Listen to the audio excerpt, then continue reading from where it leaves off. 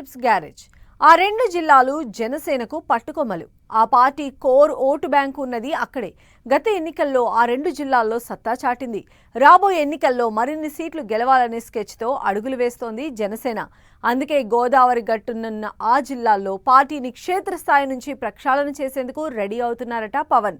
Party activity speed up చేయడం కోసం చురుకైన నాయకత్వానికి ఇన్ఛార్జ్ బాధ్యతలు అప్పగించే ఆలోచన చేస్తున్నారట. Pawan back to work. ఆ తర్వాత ఇన్ఛార్జ్ల మార్పు పక్కాన. అధినేత మెప్పు కోసం ఆశావహులు ప్రయత్నాలు స్పీడప్ చేశారా?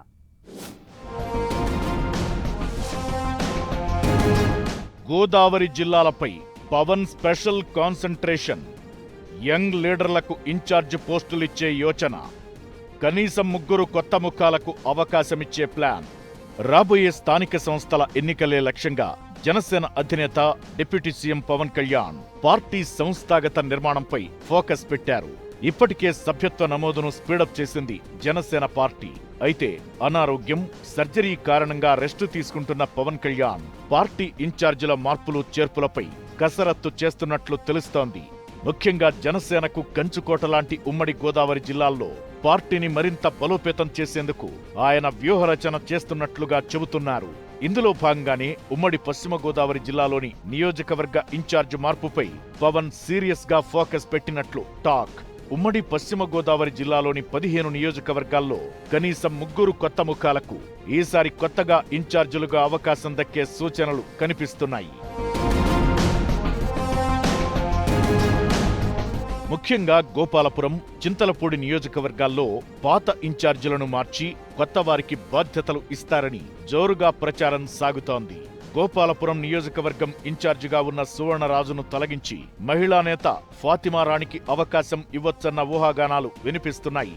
అలాగే చింతలపూడి నియోజకవర్గంలో మేక ఈశ్వరయ్యను తప్పించి ఓ ఎన్ఆర్ఐకి ఇన్ఛార్జ్ పోస్ట్ ఇస్తారని ఆయన దూకుడుతో పార్టీని పటిష్టం చేసేలా ఆలోచన చేస్తున్నట్లు తెలుస్తోంది.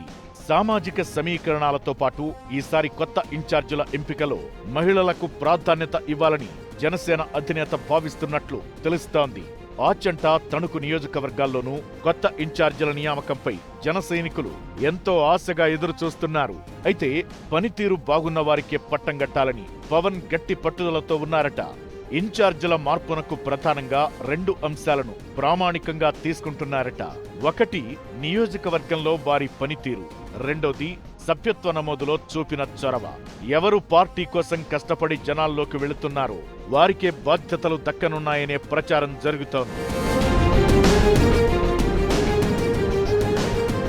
ఉమ్మడి పశ్చిమ గోదావరి జిల్లా పార్టీ అధ్యక్షుడు కొటికెలపూడి గోవిందరావు ఇప్పటికే నియోజకవర్గాల వారీగా ఉన్న పరిస్థితులను, ఇన్ఛార్జీల మార్పు అవసరాన్ని అధిష్టానం దృష్టికి తీసుకెళ్లారట.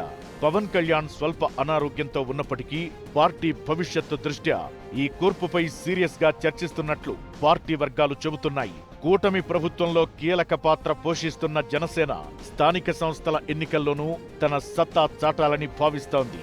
ఈ ప్రక్షాళన ద్వారా కేడర్లో కొత్త ఉత్సాహాన్ని నింపి క్షేత్రస్థాయిలో పార్టీని తిరుగులేని శక్తిగా మార్చడమే పవన్ అసలు లక్ష్యంగా కనిపిస్తోంది. త్వరలోనే ఈ కొత్త ఇన్ఛార్జీల జాబితాపై అధికారిక ప్రకటన వచ్చే అవకాశం ఉంది.